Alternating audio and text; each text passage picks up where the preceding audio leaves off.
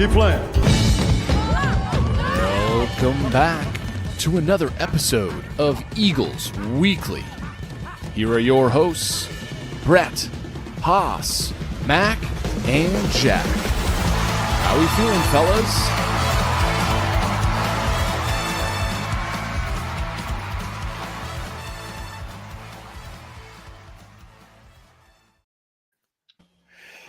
All right, welcome back to Eagles Weekly, episode 25, powered by Believe Network, presented by Homefield Apparel. Make sure you head on over to homefieldapparel.com for all your throwback Boston College gear. And don't forget to use promo code BRider15 for 15% off your first order. Joined today by international marketing guru Mac Hutchinson. I mess it up again. Hey, Mark. Our ACC athlete. Yeah, what's up, Mark? Our ACC athlete, Jack Cyberlick. And we are joined today by special guest, newest Boston College Eagle, Chase Forte. Chase, thanks for hopping on with us today, man. All right, thank you guys for having me.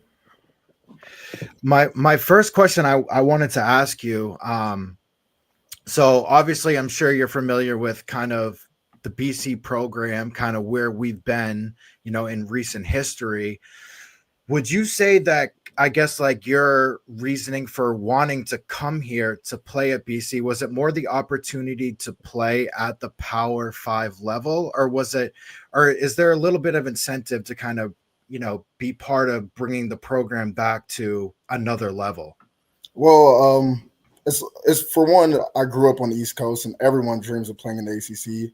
Being from North Carolina, just playing in the ACC is just like a blessing.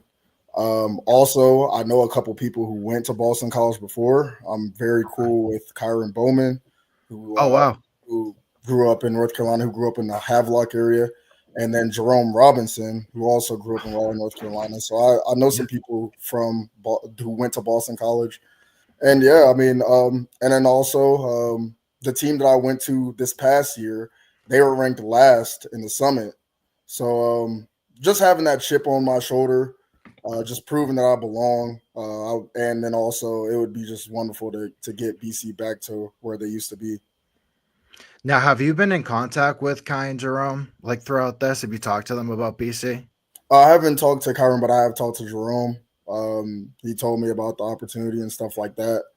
Coach Grant actually talked to. So, yeah, I keep in contact with those guys every now and then. Good couple of guards. Yeah, great couple of guards. Yeah, sorry. Go ahead, Brett.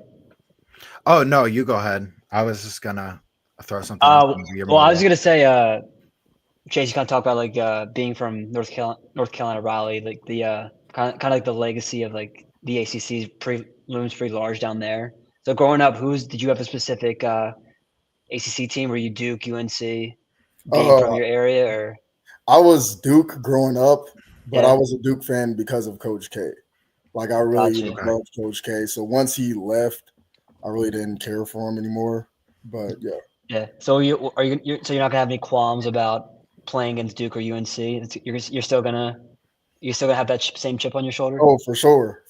Actually, I mean, I wasn't really recruited at all when I was in North Carolina. So I mean, it's definitely something to prove. So totally, I'm actually going against them.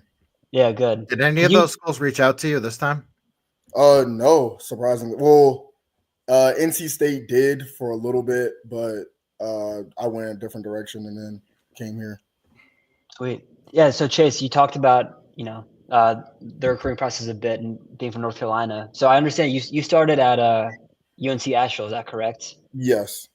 So do you want to walk kind of our listeners through your journey, because you've had a couple of different stops along your way? Because I know you're at UNC Asheville, then I think Gulf Coast State, then a couple other stops. You want to just give us a brief kind of basketball history of Chase?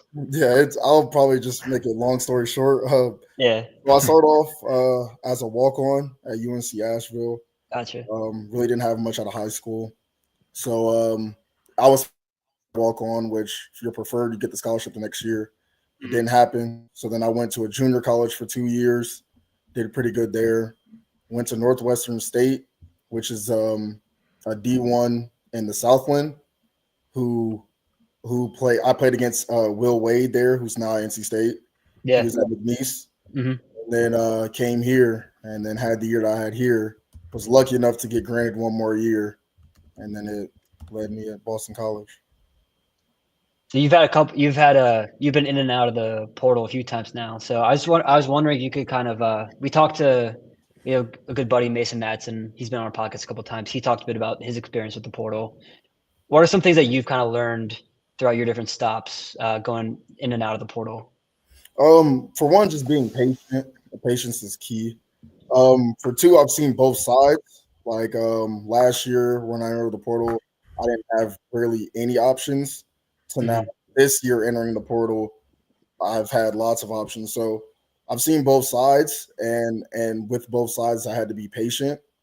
I'm not really the type of guy to go around taking visit after visit, and I told the coaches that. So I told Coach Grant, like, hey, like if I go on this visit here, I'm committing, and I've done that for every single school that I've went to. So yeah, just being patient, going where you're more of a necessity rather than a want, and yeah. What was it about Coach Grant's kind of pitch to you that made you want to visit and ultimately commit? We kind of have a similar background. Like we both have that chip on our shoulder. We both have to prove that we belong. I've seen successful like seasons like last year. Well, not last year, but the year before, 19 and 12, which was a pretty good year. I feel like with the pieces that he's bringing in, I feel like we can make some noise in the ACC. So that's why I'm here. Have you talked to any of the guys on the team currently? Yeah, I talked to Luca. We actually were on the visit together a little bit. I talked to Donald Hand, talked to Fred Payne, talked to a couple of the guys there. I was I'm just sorry, saying, you go, Mac. No, you're good. I want to say, I know BC fans, I probably speak for most of them, are pretty excited about you coming here. And just, I know you've been to campus before.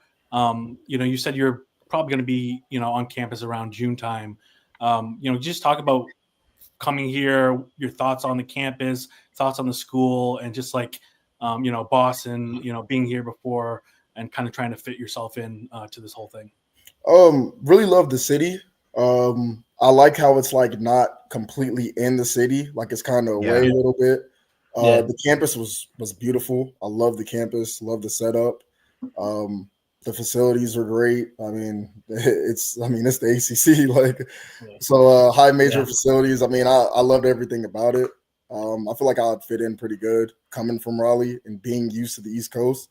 I feel like this year is more like this past year was more of an adjustment than it's going to be in Boston because I've pretty much been around it my whole entire life. So that's a fit right there. Thanks, Chase. And not to be, I guess to be blunt about it, it's not a hidden secret. Like Boston College basketball has been kind of struggling the past decade or so.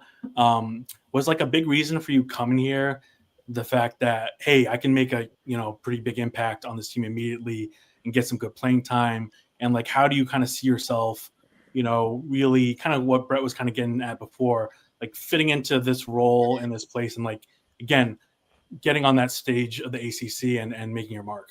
Well, yeah, like what I said earlier, like I know this team hasn't really been where it's supposed to be, but that's the main reason why I'm coming. I'm coming to kind of prove a point, to prove that we belong. And then also how I see myself fitting in the team is just, doing whatever it takes to win. Like if I have to guard the best player, I know I scored a lot last year, but I'm not really coming here trying to like score every point or do anything like that. Like I'm just trying to play my role and do whatever it takes to win. If scoring has to be that, then so be it.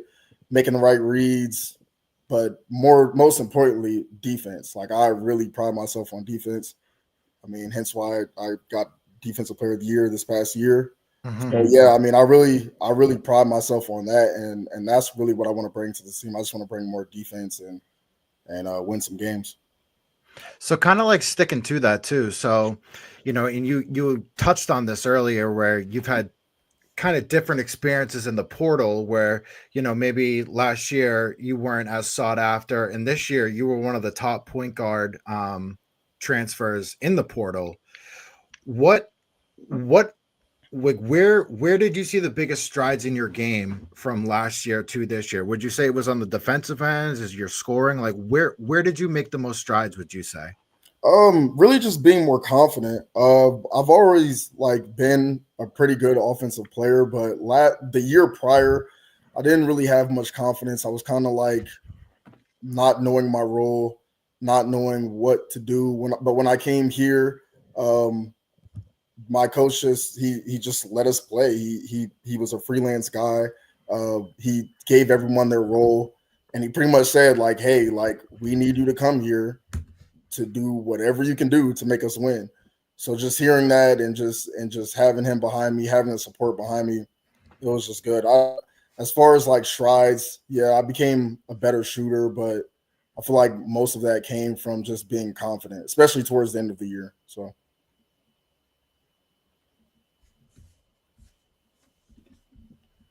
Sorry, guys. I'm You go. I don't want to watching talk the over NBA you. lottery on the side here. No, I you're know, good. in the background. Right Yeah, the Sixers are about to come up, and sorry, Chase. You talk about your defense a little bit.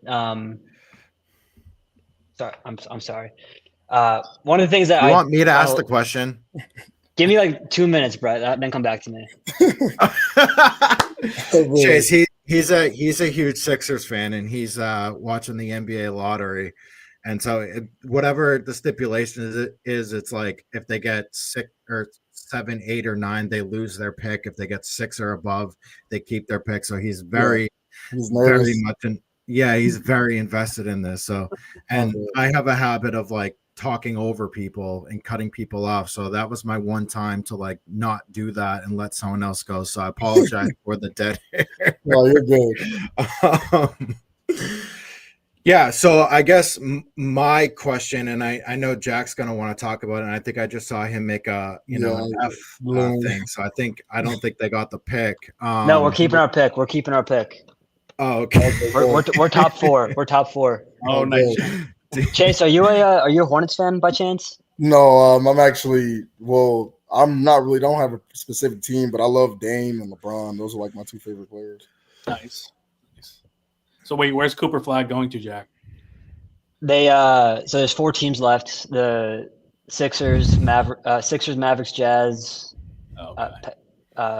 someone else, Hornets, and one of those teams. Gotcha. This is now an NBA draft podcast. This is an NBA lottery podcast right now.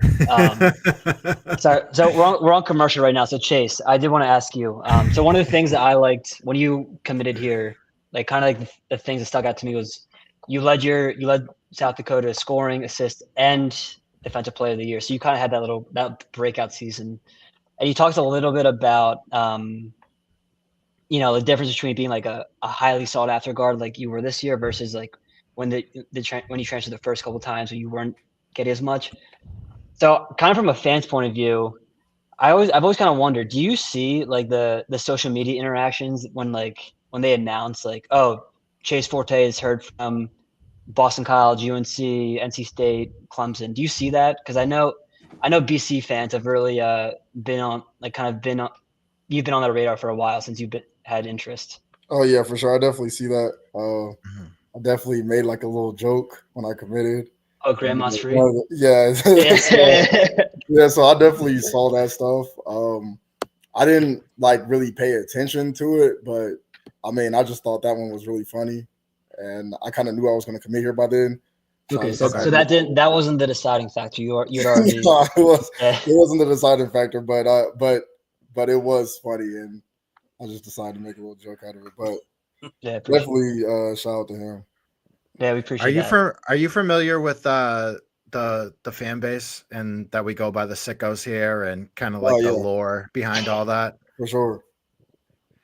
Yeah, it's one of those things that just it started as like a tongue-in-cheek joke probably like 4 or 5 years ago, and it just caught wildfire, and it's become a whole thing here. And I think the BC fan base overall, which I'm excited for you to experience, it has a bit of it's like it's got a hunger to it, right? Like I think the BC fans overall, along with the program, I think we all kind of have like that chip on our shoulder as well, where we're dying to back up a winner. And it's a loyal fan base to begin with, and it really just feels like a perfect fit for you, especially the way you describe yourself as a player.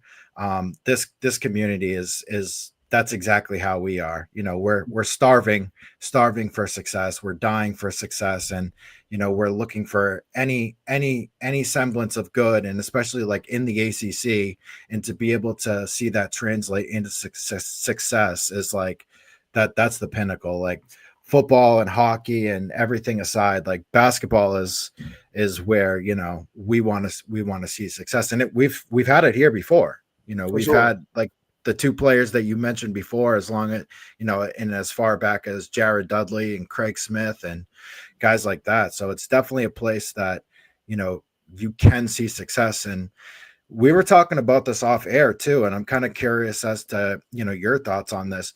The roster construction looks very athletic. Like, you got the group that you guys have been that have been brought in along with you. It looks, you guys look like an athletic group. Like, have you kind of taken a look back, or I guess not a look back, but have you kind of looked at the pieces that you're going to be playing with and thought like this could be a dangerous team? Oh yeah, for sure, and that's one of the main reasons why I committed here. Me and Coach Grant talked about that on my visit. We talked about it before.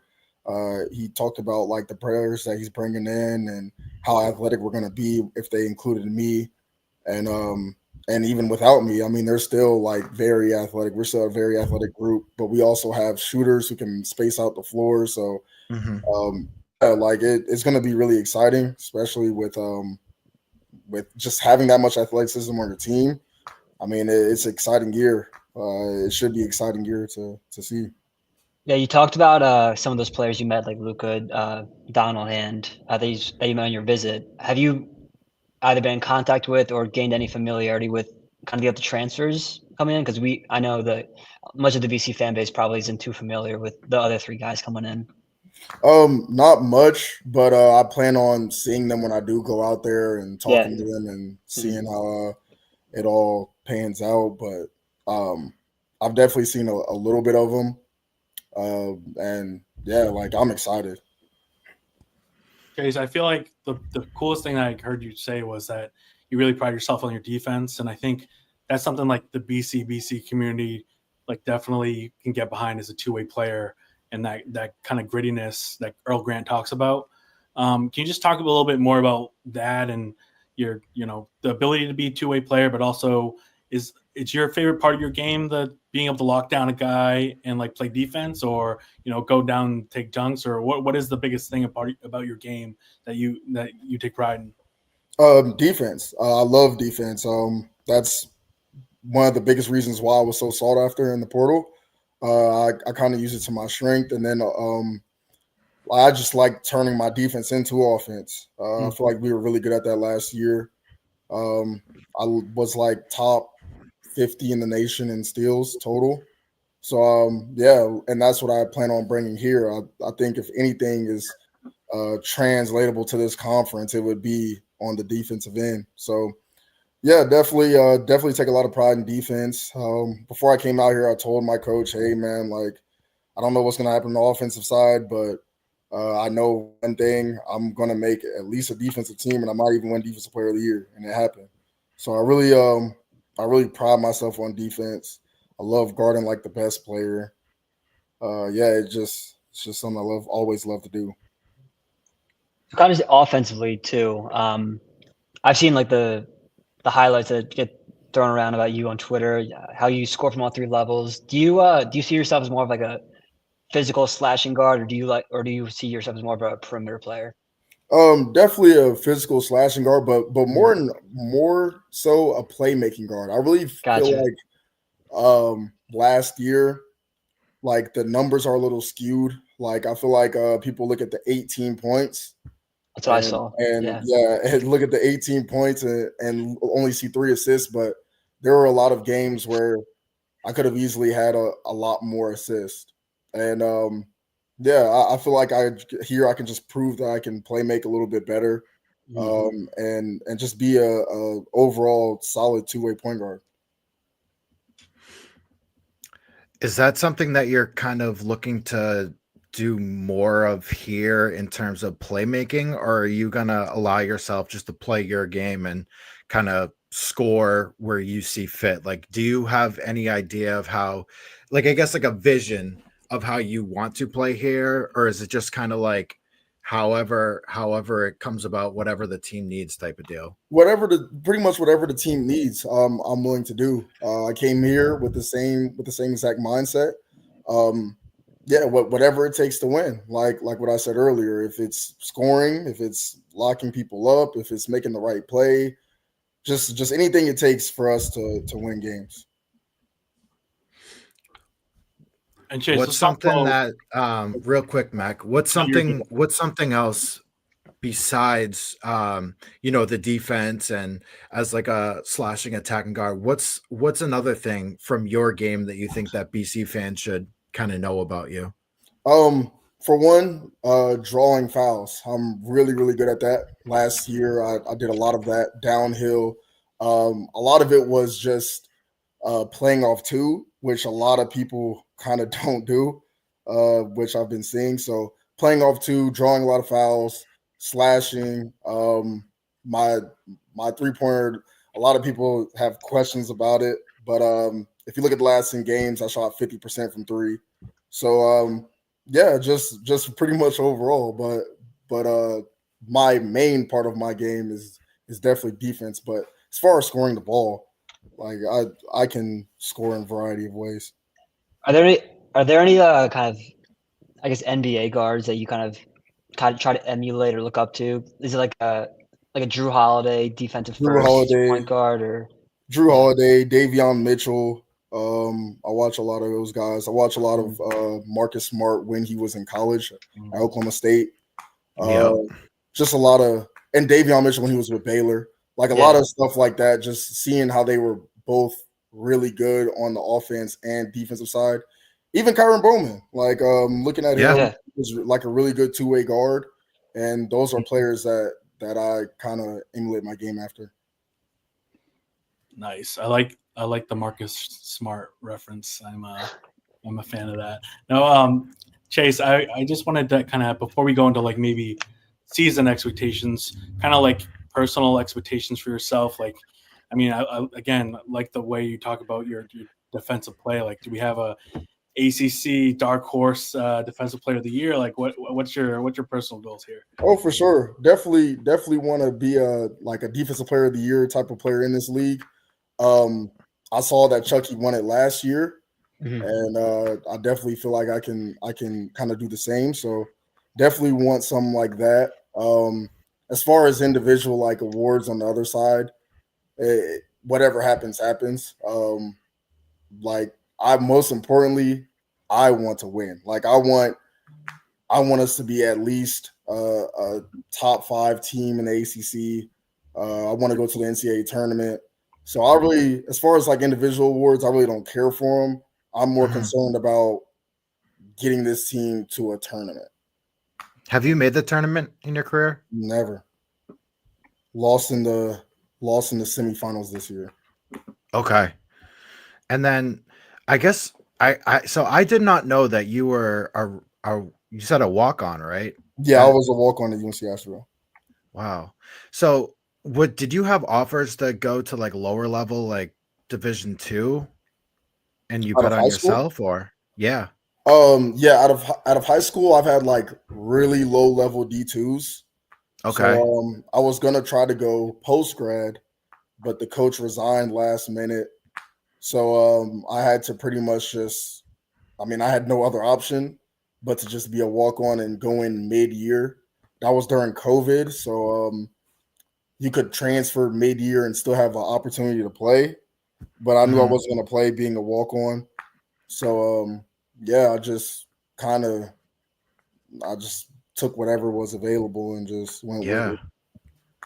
Yeah. And then 4 years later, here you are, one of the top portal recruits. Oh yeah, it's crazy. That's that's an amazing story in itself. Do you ever kind of look back and like have you like sat back and like reflected on that and like thought about like where it started, where it is now? Because that is a pretty remarkable story to date.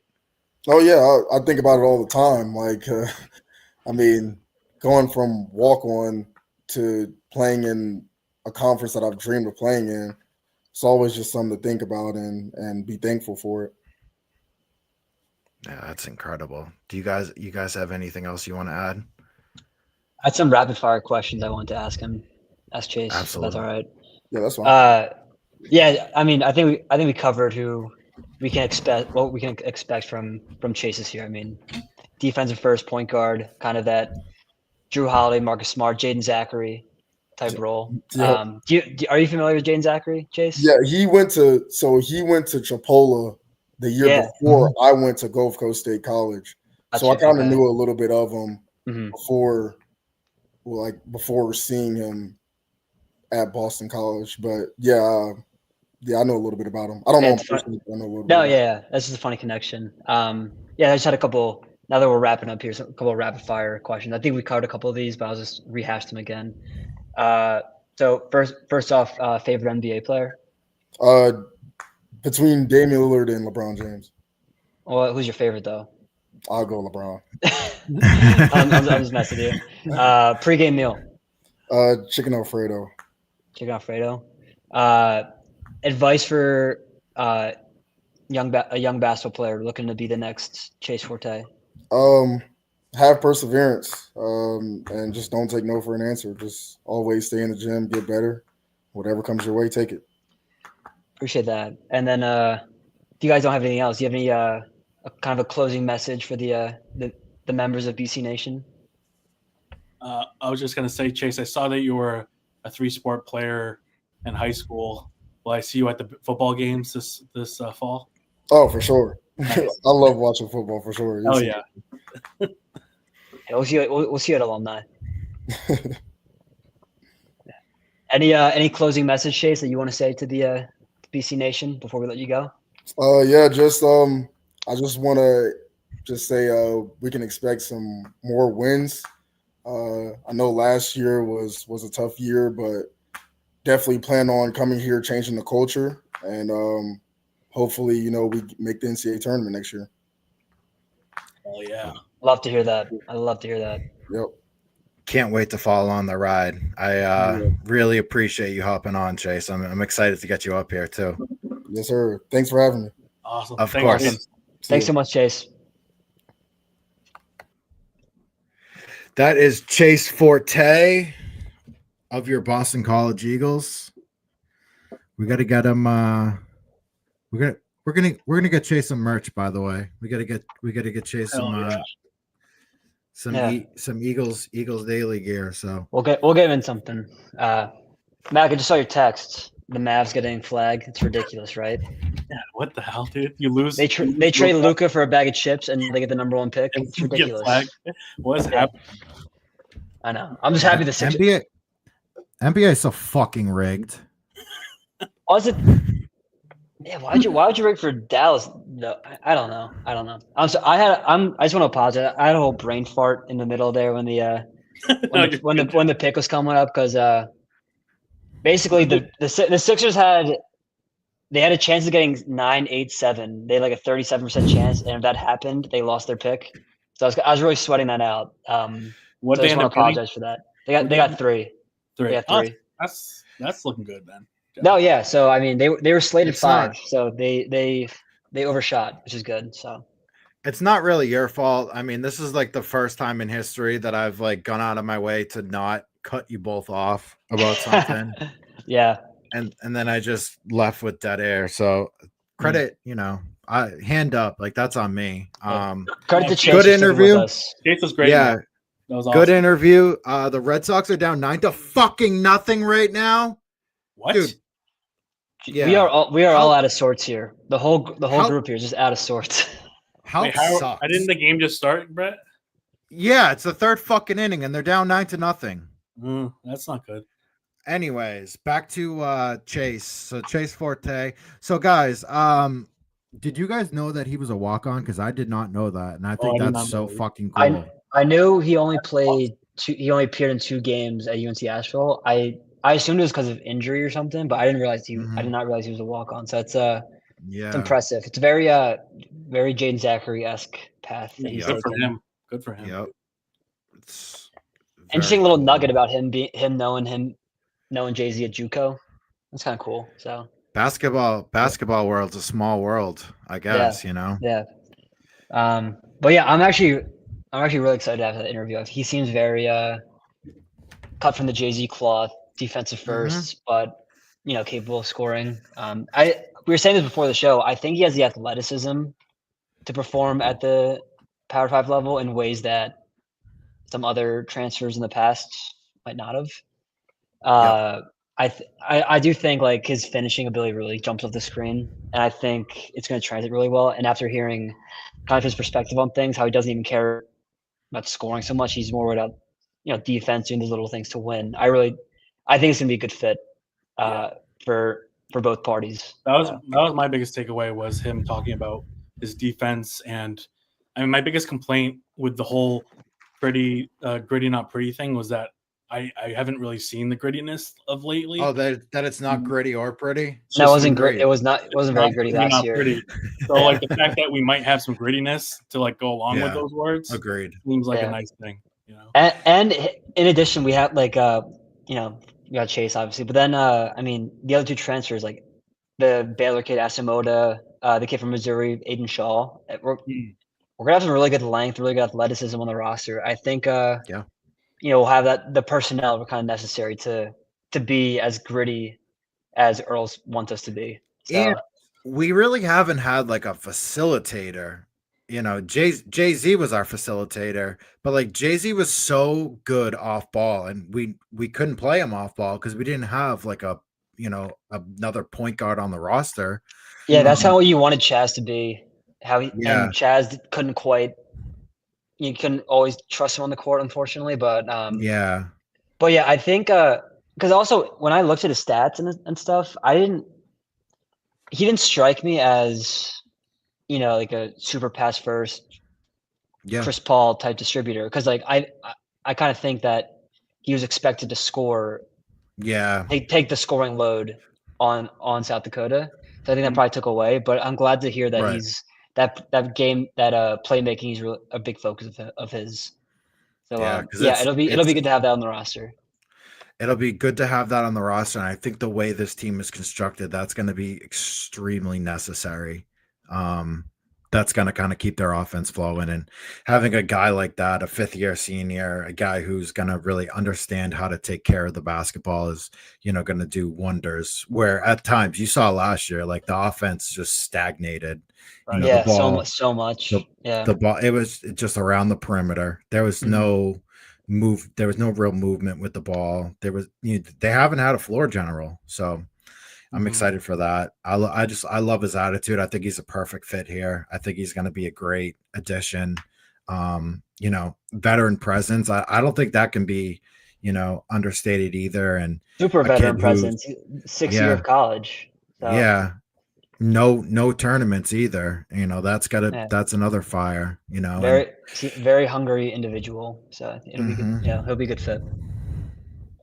Maybe we can get Jay-Z and Mason. I think Mason said he jumped back in the portal too. Maybe we can get them to come back for. Yeah, I mean everyone's trying to get one more year. Everybody. So I might put my name in. Who knows?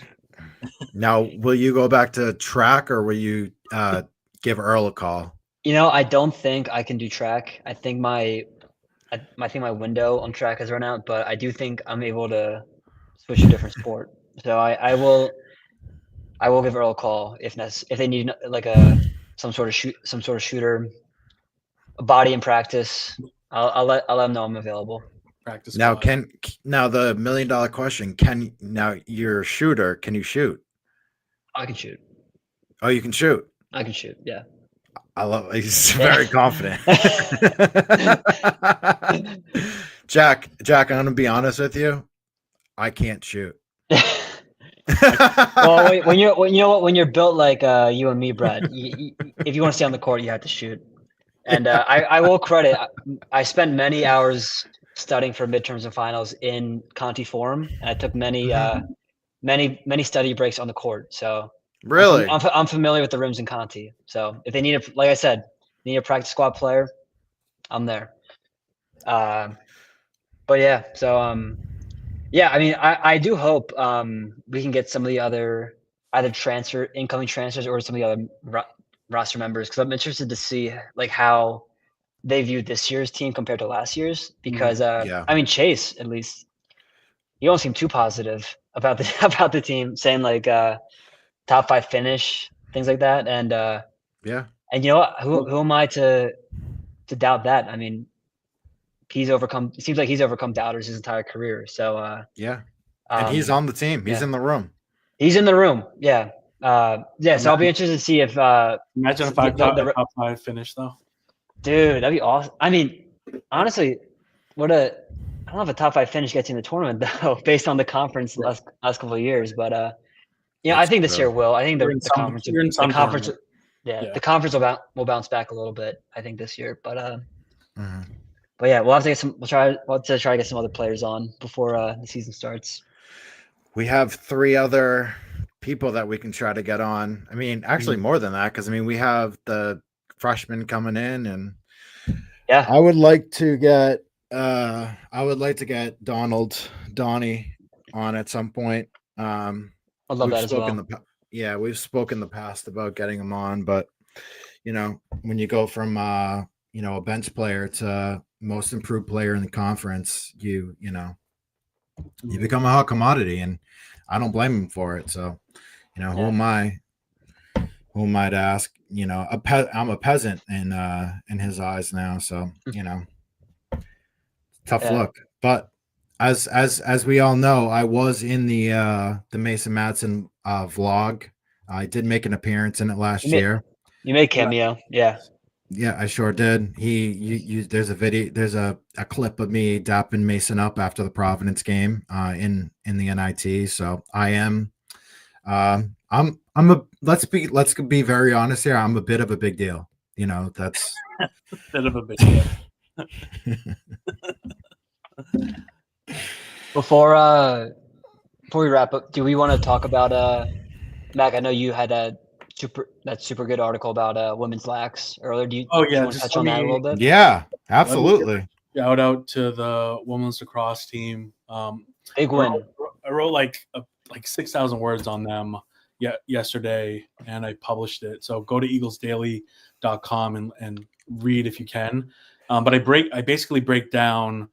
They had their last tournament. They had the tournament game Sunday on Mother's Day, and they beat and they beat them. And the next game is Thursday against Yale. And I break down all the opponents that they most likely are going to match up in this tournament. I think it's Yale. If they beat Yale, they're most likely going to play Northwestern. And then, believe it or not, if they beat Northwestern, they're in the championship game for the 8th time in a row, which is like insane. So please take a look at that. This team, again, is I think one of the most underrated programs in college sports. So they have something to do.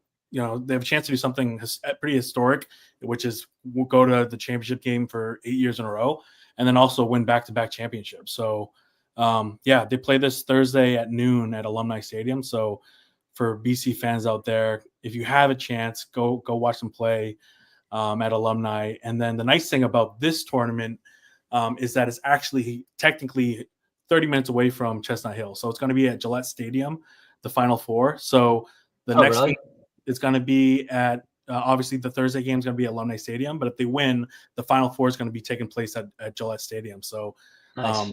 Fans will get the chance to see them play and try to pull off this epic historic run that they've had. So shout out to the women's lacrosse team. They're pretty special right now. I'm going to be honest. I do want them to win. Obviously, I want them to win the national championship, but I don't know if it would feel quite right if they don't beat UNC in the process. I feel like they just have to get that monkey off their back. I do a whole section on that where it's like if I don't know, people haven't been following along, but they're 17-2 this year. Their only 2 losses were against UNC. UNC is the number 1 seed in the tournament. BC is the number 2 seed. So again, if we beat Yale, somehow pull off, win against Northwestern, they most likely will meet UNC in the championship game for the chance to pull out back-to-back wins 8 years in a row in the championship game, but also finally beat the only team that's beaten them this year. So, I mean, the story writes itself. It's pretty Stakes are awesome. high. Yeah, I think those 2 losses are by combined like 2 or 3 goals. Like and they're both. I think they're both away. Or I mean, I think they're both, the UNC game was definitely at UNC, and then in the tournament, I think was in North Carolina. yeah. I So, think total for the 2 games was like 23-21. So like they're that close in competition. Yeah.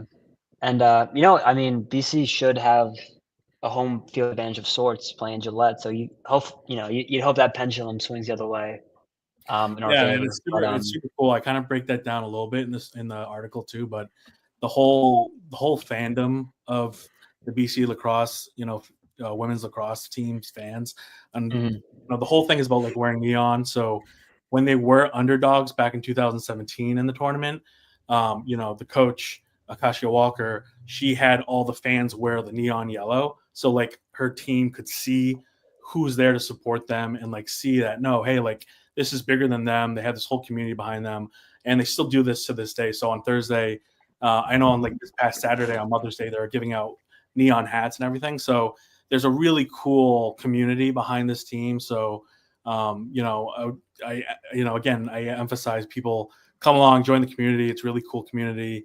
And this team is just absolutely incredible. They're doing something that, very few programs in college sports history have done, which is like, again, eight, championship games in a row. That opportunity is absolutely incredible. So yeah, it's a great opportunity, not only for the fans, but this young team.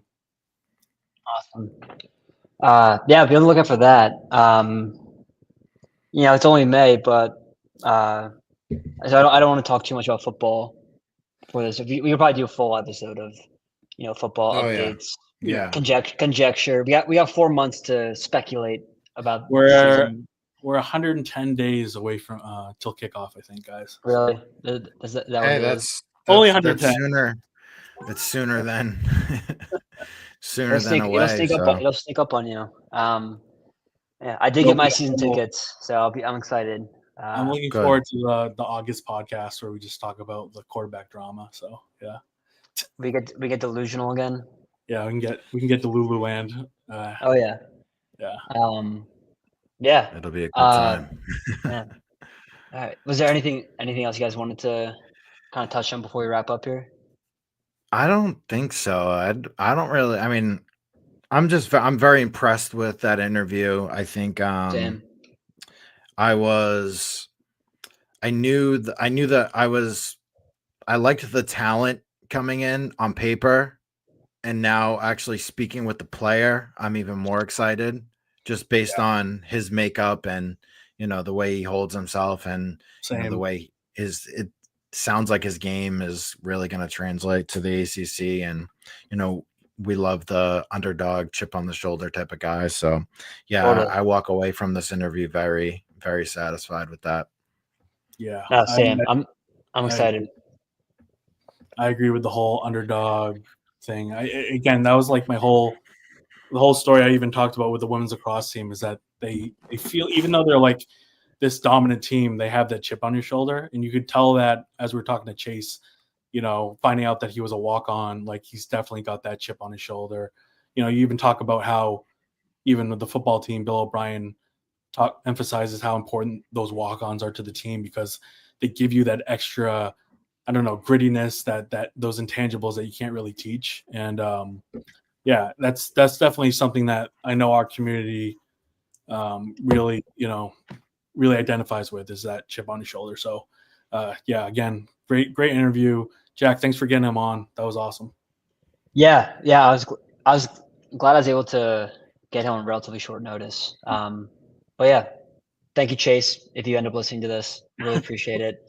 And any other players, please feel free to reach out, or more likely we'll reach out to you, most likely. But But yeah, we gotta get some more players on. So yeah, good interview. That's all I got. Episode 25. Are there any notable number 25s in Boston College? Anything? I mean, I thought Sean McCoy on the Eagles. He was 25, but LaShawn McCoy was 25. I don't Mike Lowell, but I'm specifically to BC. I don't think so. Episode 25. It's in the books. Regardless, it's not a 22 is the Flutie episode. This is not a anything up. This is just we're past the first chase. quarter to 100. So we're in the Yeah. second. Oh wait, I got one. Hit me. Kai Robichaux is going to wear number 25 on the Lions. There we go. It's the Kai show. The Kai Robichaux episode. The Kai Roba show. The Kai The Roba Kai show. There Roba we show. go. The Kai Roker show. All right, episode 25, the Kai Roba show in the books. Thank you for everyone who listened. Make sure you follow us, Eagles Weekly BC, and also the parent company, I guess you could say, Eagles Daily BC. We do have a TikTok now. Make sure you hop on that. Make sure you hop on our YouTube at Eagles Daily BC. And with that, thank you for listening, and thank you to Chase Forte, and go Eagles. Go Eagles. Go Eagles.